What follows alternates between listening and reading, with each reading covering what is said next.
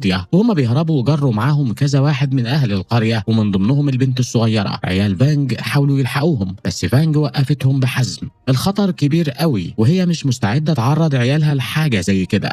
بعد شوية القبيلة اتجمعت علشان يشوفوا هيعملوا ايه في المصيبة دي. الجو مكهرب، خوف وقلق، وميرا خدت خطوة لقدام من غير أي تردد. عرضت إنها تطلع تنقذ الرجالة والبنت المخطوفين. كذا راجل اتشجعوا وانضموا ليها، والمفاجأة إن فانج كمان انضمت للمهمة. واللي زاد وغطى إن عيالها كمان صمموا يجوا معاهم. ومع طلوع الفجر بنشوف الجواميس اللي هجمت القرية بتجري بأقصى سرعة ومعاهم الأسرى، وواحد ورا التاني بدأوا يرموا البشر دول في حفرة عميقة وحبسوهم فيها. البشر دول هيبقوا أكل لأمهم الملكة. وهنا بتظهر جاموسة عملاقة أكبر من الباقيين بكتير. المخلوقة دي بتظهر لحاجة واحدة بس، تاكل البشر اللي عيالها جابوهم ليها. مشهد وحشي بارد وكأنه طقس ديني. وبعد ما شبعت وافترست دلوقتي دورها هي تأكل عيالها. الجواميس بتجري عليها وبيمسكوا في ضرعها وبيرضعوا اللبن بنهم. بعدين الصبح طلع وميرا ومجموعة الرجالة المتطوعين دخلوا في عمق الغابة، وبفضل حاسة الشم القوية عند فانج وعيالها قدروا يمشوا ورا الأثر اللي سابته الوحوش. وكل مدى بيقربوا أكتر من الوكر. وهم ماشيين سمعوا صوت غريب. المجموعة وقفت استعدوا للهجوم لو لازم الأمر، وكملوا بحذر. وهنا شافوا المنظر الرهيب، مشهد يوقف شعر الراس. جثة إنسان طلع هو الساحر بتاع قريتهم، وجنبه جثث كتير متقطعة ومتبهدلة. الجثث دي كانت للمخلوقات اللي بروسها هياكل عظمية، نفس اللي شفناهم في الحلقة الأولى من الموسم ده. المشهد ده هو نفس المكان اللي سبير قضى فيه على المخلوقات دول، والساحر مات في نفس المكان لما أخد سهم من بعيد. ده معناه حاجة خطيرة جدا، إن قريتهم خلاص اتدمرت في النقطة الزمنية دي. فانج نبهتهم إنهم لازم يشدوا حيلهم ويكملوا. الأثر لسه طازة وما ينفعش يضيع. الليل داخل والحركة في الضلمة خطر موت، فقررت يباتوا الليلة في مكانهم. ميرا وهي نايمة شافت حلمت إنها ماشية وفجأة جالها طلق الولادة. الوجع كان رهيب لا يحتمل، وبعد معاناة شالت ابنها بين ايديها. بس الفرحة ما كملتش. نفس الوحش اللي هاجم القرية زمان ظهر وعايز يخلص على ابنها، لحد ما من وسط الضلمة طلع سبير مرة كمان بيحارب علشانها. ميرا بصت له بلهفة وأمان وحست إنها نجت، بس للأسف ده كله كان حلم. ميرا صحيت على الواقع، بس صحيت وهي فاهمة حاجة بوضوح تام. دلوقتي وأكتر من أي وقت فات لازم تحمي الطفل اللي في بطنها. على طول قامت ميرا تشرب شوية مية، وفي اللحظة دي سمعت حركة غريبة، في حاجة بتراقبهم. هي حاسة بكده، باقي الرجالة كمان حسوا ودخلوا في حالة تأهب قصوى. فانج وعيالها كمان استعدوا. ثانية واحدة وبعدها الجحيم اتفتح. عدد كبير من الجواميس طلعوا من وسط الشجر وهجموا. المرة دي عددهم أكبر بكتير من المرة اللي فاتت، والمصيبة كبرت لما حصروا فانج وعيالها كمان. الوضع بقى سوداوي، كل المؤشرات بتقول إن دي النهاية. بس فجأة حصلت المعجزة. الجواميس وفانج في نفس اللحظة شموا ريحة مختلفة. الجواميس اترعبوا، خدوا ديلهم في اسنانهم وهربوا من غير ما يبصوا وراهم. ومن بين الحشائش الطويلة يظهر سبير. أخيرا وصل لمصدر الصوت اللي كان مجننه. أخيرا لقى صديقه وحبيبته. ميرا شافته وعرفت ده هو بشحمه ولحمه. عدم قدرة سبير على الكلام بتمنعه من انه يدي اي اشارة انه لسه هو نفس الراجل اللي ميرا حبته زمان. لكن فانج باين عليها انها في وضع دفاعي، ومن الواضح انها غضبانة جدا وهي شايفة سبير قدامها. حالة العفن اللي هو فيها والدبان اللي عمال يطير حواليه والشك في انه ممكن يهاجم ميرا او حد تبعها، كل ده عمل حالة من التوتر في لحظتها. وسبير بحركة بطيئة وتقيلة بيمسك الرمح بتاعه بيثبته جنبه بقوة. الناجين القليلين من المعركة لما شافوا كده جرالهم حالة ذعر، وبدأوا يعملوا طقوس علشان يحموا نفسهم. بالنسبة لهم كان واضح ان اللي قدامهم ده مش مجرد راجل عادي، ده زومبي، كائن غريب ما يتعملش غير بالسحر. ميرا بتراقبه من بعيد، حاسة من جواها انها تقدر تثق فيه تاني. فانج بدافع غريزة الحماية عندها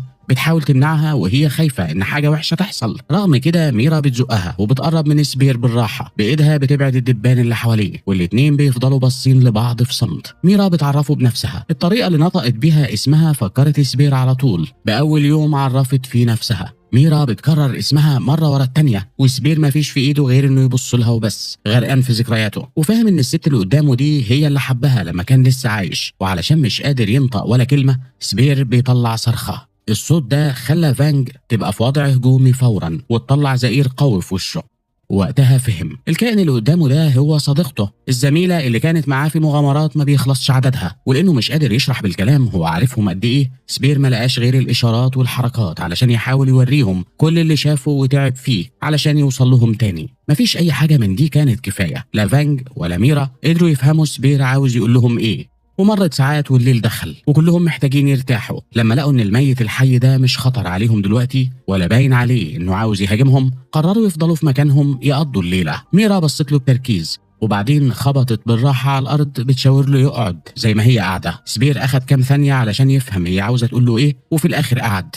وفجأة طلع تعبان من وسط الزرع من غير ما حد يلحق يعمل حاجة، وهاجم على سبير وغرز أنيابه فيه وحقن فيه كل السم بتاعه. للحظة الكل افتكر إنه هيموت في وقتها، بس بسرعة عرفوا الحقيقة. سبير السم ما أثرش فيه لأنه ميت، وبإيد واحدة مسك التعبان من رقبته وبحركة سريعة وعنيفة خنقه لحد ما موته. ميرا وهي مصممة تكمل محاولاتها انها تتواصل معاه، عملت حاجة فيها مخاطرة كبيرة جدا. مسكت ايد سبير وحطتها على بطنها، رسمت على الرمل شكل انسان، وعند منطقة البطن رسمت انسان تاني اصغر بكتير. بالرمز ده كانت بتحاول تشرح له ان الانسان الكبير ده هي، والصغير بيعبر عن اللي بيكبر جوه جسمها. سبير ومن غير ما يقدر يتحكم في جسمه ولا ينطق ولا كلمه صرخ كاشاره انه فهم، بس الصرخه بوظت هدوء اللحظه وضايقت ميرا اللي كانت قلقانه على البيبي، فقررت تبعد وترجع تقعد جنب فانج اللي كانت بتراقب سبير من بعيد وهي غضبانه جدا. وبالليل ميرا حلمت بهجوم الخنازير بتاعت عصور ما قبل التاريخ اللي هجمت على قريتها، هم نفسهم اللي خطفوا البنت وناس تانية من السكان. والحلم اتقطع فجأة لما فانج زقرت لما شافت سبير قرب منهم قوي. ميرا حاولت تهدي الوضع بس محدش سمع لها، ده خلاها تتعصب، فخدت رمحها ومعاها رجالتها وولاد فانج الصغيرين وقررت تمشي وتكمل طريقها وتسيب سبير وراها. وهم في الطريق لقوا حتة شعر محشورة وسط غصون شجرة صغيرة، دي كانت إشارة واضحة إنهم ماشيين في الطريق الصح والأثر اللي هيوصلهم بالظبط لمخبأ الناس اللي خطفوا سكان القرية. قدام شوية ميرا شافت دم لسه جديد على الأرض، الدم ما نشفش، وده معناه حاجة واحدة، إنهم مش بعيد، قعدوا في مكان قريب يرتاحوا وياكلوا لقمة علشان يرجعوا قوتهم.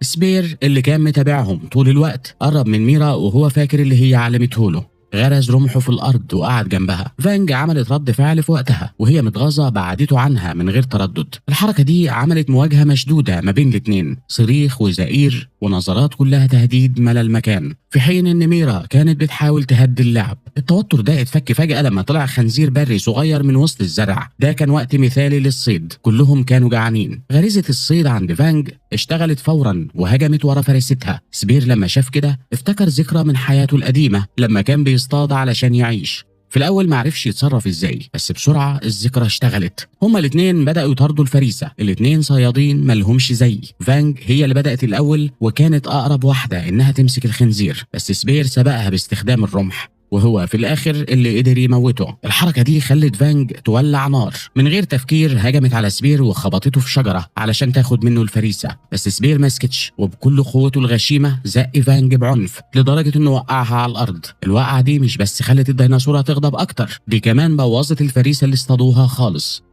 ودلوقتي وهم وجها لوجه الاتنين بيستعدوا المعركة، مفيش مفر منها، خناقة مش هيطلع منها غير واحد بس عايش. المعركة ما بين فانج وسبير وقفت فجأة على صوت صريخ يقطع القلب من الاتنين الرجالة اللي كانوا معاهم. في مجموعة من قرود المندريل هجمت عليهم، الراجلين ماتوا في حين ان ولاد فانج وميرا كانوا بيحاولوا يدافعوا عن نفسهم من هجوم واضح انهم مش قده. فانج وسبير كمان اتهاجموا بس بفضل قوتهم قدروا يخلصوا نفسهم. وقتها بس عرفوا الحقيقة، ميرا اتخطفت من الوحوش دول، ومن غير تضييع وقت الكل جري وراهم. سبير طلع بشكل مفاجئ هو الأسرع فيهم، مشي ورا أثر القرود اللي كانت بتتحرك بخفة رهيبة بين فروع الشجر العالية لحد ما في الآخر قدر يقرب من الوحوش تاني، والرمح في إيده سبير خلص على القرود واحد ورا التاني. كانوا كتير جدا، واللحظة عملية الإنقاذ كانت باينة إنها مستحيلة، بس الرمح بقى هو أكبر ميزة معاه، وبسبب الرمح قدر يقضي عليهم كلهم. مفضلش غير واحد بس، القرد اللي واخد ميرا معاه. القرد ده طلع بيها لفوق شجرة عالية فيها المخبأ بتاعهم، رماها من غير رحمة وسابها تقع وسط بواقي عظم بني آدمين وحيوانات، ومن الضلمة طلعت قرود صغيرة كان قصدهم ياكلوها. من حظها مفيش أي قرد كبير كان موجود، وميرا دفعت عن نفسها بعظمة لقيتها على الأرض وقدرت تهرب وتستخبى في الضلمة علشان محدش يشوفها. فضلت تتسحب ما بين فروع الشجر العملاق اللي حواليها وهي بتحاول تنجد نفسها.